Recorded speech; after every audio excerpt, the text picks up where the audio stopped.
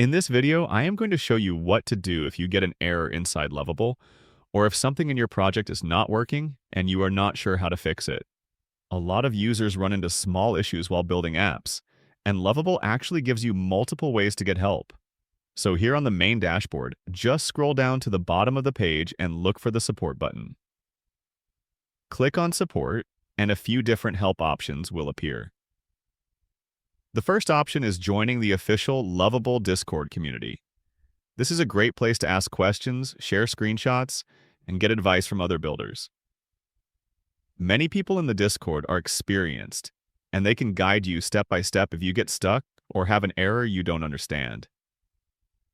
The second option is checking the Lovable documentation.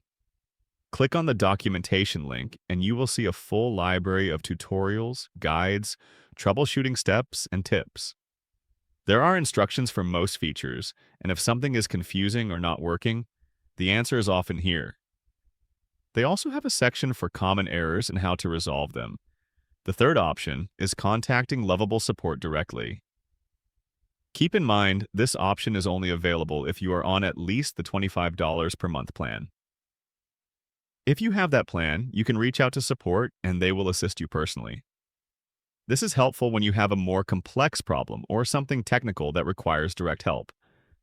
So whenever you run into an issue, just remember, Discord community, documentation, or direct support if you are on a paid plan.